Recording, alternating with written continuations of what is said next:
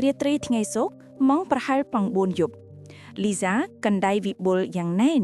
នៅពេលពួកគេដើរចេញពីសាលបញ្ចាំងភាពយន្តដែលទើបតែបញ្ចប់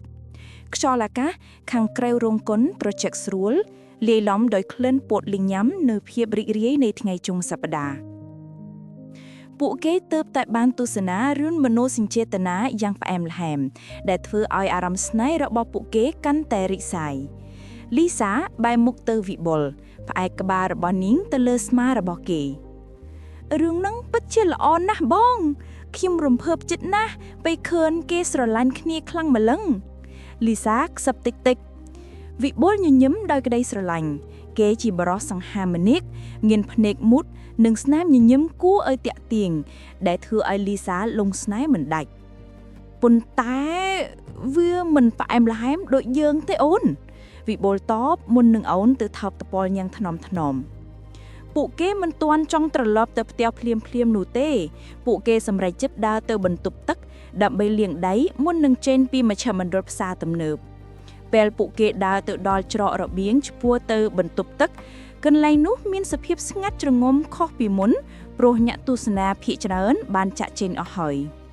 ភ្លើងបំភ្លឺមួយចំនួនត្រូវបានបិទទុកតែអំពូលខ្លះប៉ុណ្ណោះ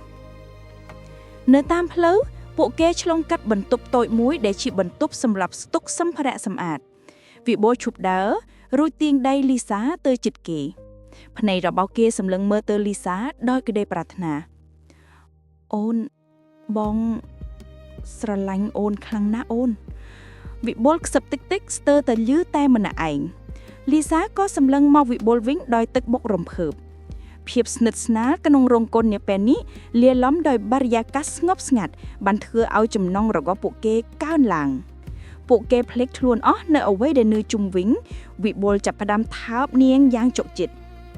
អារម្មណ៍ដ៏ផុសផុលនិងក្តីស្រឡាញ់ដ៏ជ្រាលជ្រៅបានធ្វើឲ្យពួកគេបាត់បង់ការគ្រប់គ្រងខ្លួនឯង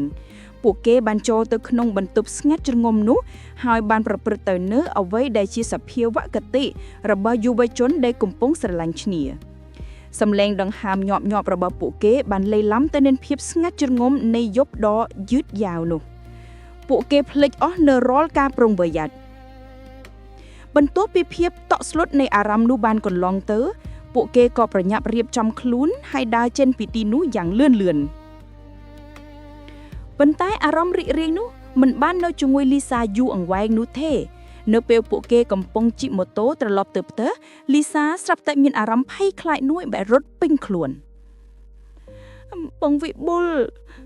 សំឡេងរបស់នាងឡើងញ័រយើងអត់បានប្រើស្រមោលការពារទេវិបុលដែលកំពុងបើកបរក៏ចាប់ផ្ដើមមានអារម្មណ៍តានតឹងភ្លាមផងដែរគេភ្លេចខ្លួនទាំងអស់ដោយសារតែអារម្មណ៍ខ្លាំងពេកអូពិតមែនហើយអូនបងភ្លេចស្អីទៅដេកចូលលងក្បាលបងពេកហ្នឹងវិបុលទាញដៃចង្កូតឲ្យកាន់តែណែនលីសាចាប់ផ្ដើមយំតិចនៅពីខាងក្រោយខ្នងរបស់គេក្តីភ័យខ្លាចធំបំផុតរបស់នាងបានលេចឡាយគឺខ្លាចមានផ្ទៃផ្ទាល់ចុះបើខ្ញុំមានផ្ទៃផ្ទាល់ទៅបងម៉ាក់ប៉ាខ្ញុំនឹងសម្លាប់ខ្ញុំមិនខានខ្ញុំនៅរៀននៅឡើយហ៎វិបុលព្យាយាមទប់អារម្មណ៍កុំភ័យអីអូនកុំគិតអាក្រក់ទៅវាមិនមែនជាលើកទី1ទេមែនទេបងនឹងដោះស្រាយវាតែការពិតគេក៏មិនដឹងត្រូវធ្វើអ្វីដែរគេស្រឡាញ់លីសាប៉ុន្តែពួកគេទាំងពីរញាក់នៅក្មេងពេកមួយសប្តាហ៍បន្ទាប់ជីវិតរបស់លីសាបានคล้ายទៅជាទរណកម្មផ្លូវចិត្តនាងលែងបានគេងលក់ស្រួលលែងមានអារម្មណ៍ចង់ញ៉ាំអាហារគ្រប់ពេលនាងតែងតែរាប់ថ្ងៃខែតាមដានរោគសញ្ញាតូចបំផុតរបស់រាងកាយរបស់នាងវិបុលនៅតែព្យាយាមលួងលោមនាងជានិច្ចតែគេក៏មានភាពតានតឹងមិនចាញ់នាងដែរអូនឈប់គិតច្រើនទៅយើងទៅទិញថ្នាំពន្យាកំណើតមកលេបទៅអូនវិបុលស្នើឡើងដោយភាពស្ទើរអូទេបងវាយឺតពេលហើយវាបានកន្លងផុតពី7ថ្ងៃមុនហើយភាពស្ងៀមស្ងាត់មួយបានគ្រប់លែងទៅលើការសន្ទនារបស់ពួកគេដឹងថាគ្មានផ្លូវថយក្រោយនៅថ្ងៃទី10បន្ទាប់ពីហេតុការណ៍នោះលីសាមានអារម្មណ៍ចង់ក្អួតនាងបានទូរស័ព្ទទៅវិបុលទាំងយំ វិបុលប្រញាប់ប្រញាល់ទៅជួបនាង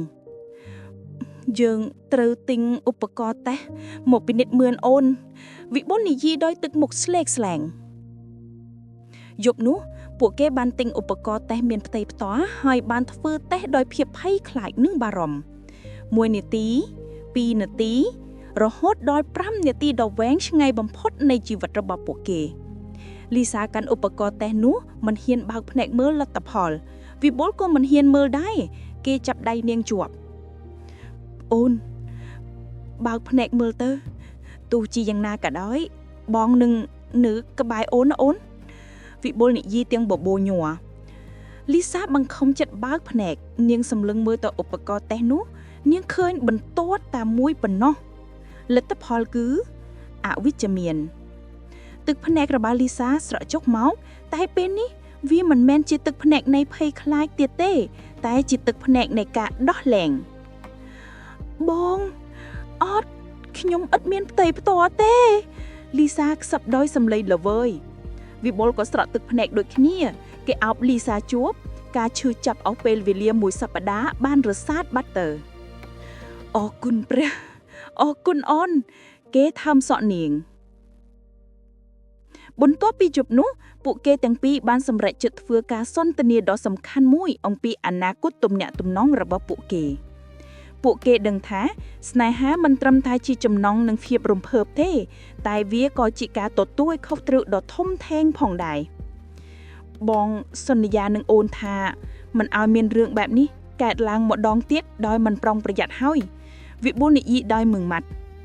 លីសាញញើកមុខយល់ព្រមពួកគេទាំងពីរបានសិក្សាស្វែងយល់ពីវិធីការពារខ្លួនឯងឲ្យបានត្រឹមត្រូវឧបវិទ្យក្នុងរោងកុននោះបានបង្រៀនពួកគេមេរៀនមួយថាស្នេហាពិតតម្រូវឲ្យមានការយល់ដឹងគោរពនិងការទទួលខុសត្រូវទំនាក់ទំនងរបស់ពួកគេមិនបានបញ្ចប់ទេតែផ្ទុយទៅវិញវាបានកាន់តែរឹងមាំនិងមានភាពចាស់ទុំជាងមុនពួកគេនៅតែស្រឡាញ់គ្នាតែឥឡូវនេះពួកគេស្រឡាញ់គ្នាដោយមានការប្រុងប្រយ័ត្ននិងគិតគូរវែងឆ្ងាយ